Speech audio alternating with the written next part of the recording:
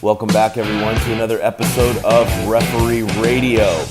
Today we're continuing on with our discussion on the 3 key principles to becoming a top referee. Now, I know I touched on all 3 of these areas in the last broadcast, but I focused in on mental strength and mental toughness. Today I want to discuss the laws of the game and the application of the laws of the game, the interpretation. Okay, and as we all know, this is a very critical part of officiating football because we have to know and understand the laws of the game. Now ask yourself, when's the last time you actually picked up the rule book? You actually picked up the FIFA laws of the game or went online or printed it out in the 150 pages it is, but actually went through it and freshened up on the laws of the game. Now, the new IFAB document for 2016 with all the new interpretations in it is an excellent resource. I suggest you print it out and put it in some kind of binder. And yeah, it's going to take half a tree to print that thing out, but it's a great thing to have in your possession. Okay, even to look at something after a match is over. And it has a great interpretation section. USSF has done away with the old advice to referees that had a lot of these interpretations in it.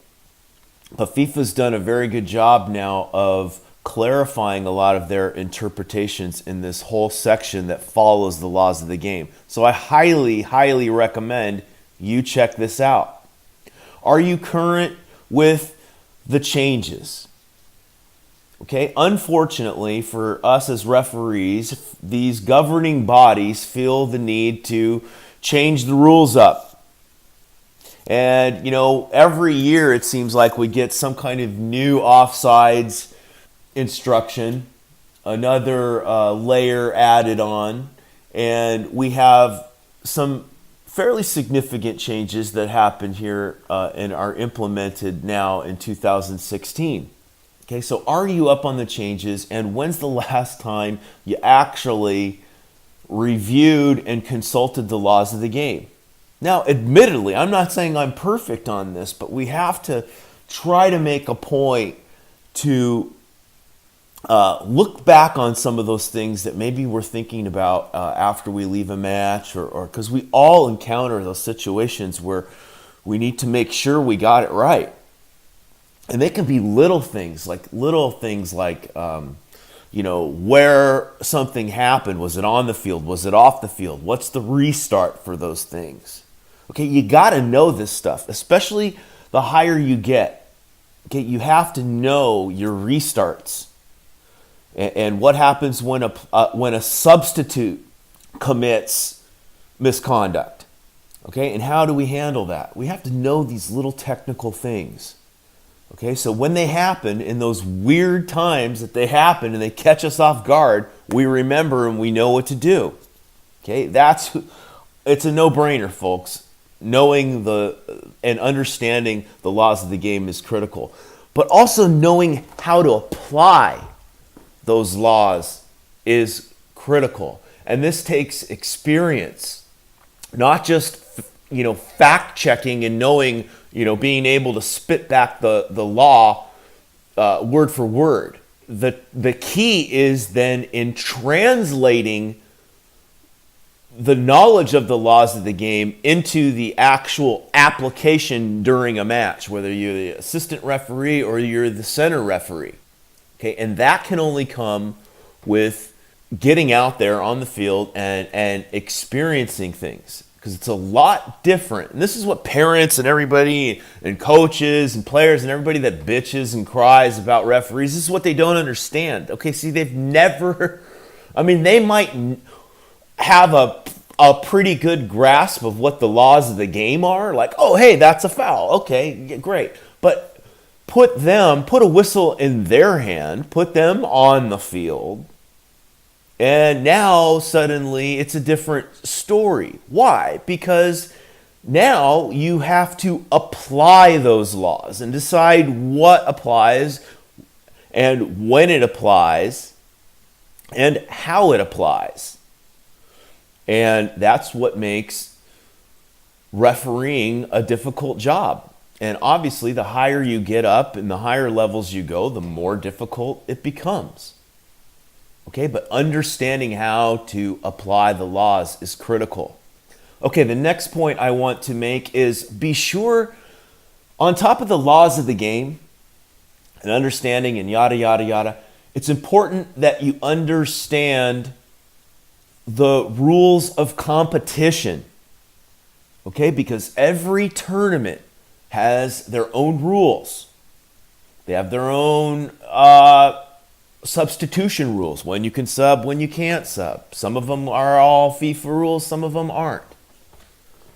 Okay, there are some leagues that have different substitution rules. Know the rules of competition, because FIFA does state in the laws of the game that certain things can change. The duration of the match can change. The substitutions can change. Know these things.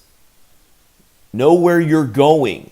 If you're going to a tournament, have a look at the rules. Don't be the guy or the girl that's out there and tells everybody they can't do something when they can, and you flub the whole game. Or allowing someone, a team, to do something they're not allowed to do by the rules of competition. You got know it before you get into deep shit. Okay, so much of refereeing is preventative measures. Being prepared for the situation before it happens, because then when it happens, you have a plan to deal with it. Have it lined up. Know what the competition rules are. And if you're doing high school games, high school rules are different. Academy rules are different. There's limited substitutions. There's certain re-entry restrictions that you need to be aware of. Okay, and you get into the college level, junior colleges play one set of, they play USSF rules with a few weird-ass substitution rules thrown in the mix. And the, Division II, 1s, 3s, they're playing NCAA rules. The NCAA rules have their own weird little things. You got to know all these different things. And yeah, it's a pain in the ass, but don't be caught, flipping from one competition to the next and being caught with your pants down there, forgetting where you're at and forgetting which competition rules apply where. That's easy to do if you're working a lot of different leagues and matches. And the more rehearsed you are on those rules and those laws, the better it's going to go for you. So be prepared. And that's why this third is so critical. I could spend an hour talking about just applying the laws of the match and foul recognition and all those kind of things that kind of stem from understanding and grasping the laws of the game. We don't have time for that here. But I'm touching on the basic principle, which is to know the laws of the game, understand the laws of the game, know how to interpret the law as the match is being played, and know how to apply the law and translate your knowledge into practical work out on the field. All right, everybody, thank you for tuning in. I am JFox40. It's Referee Radio. Stay tuned for the next broadcast, which I'm going to touch on physical fitness. I want to thank everybody out there for all your support. Referee Radio is growing now. It's exciting, getting lots of feedback, and I welcome your feedback. So I'd love to get some discussions going. If you have any questions that you would like to throw my way, any situations that you can share with people, I would be glad to discuss them in a broadcast.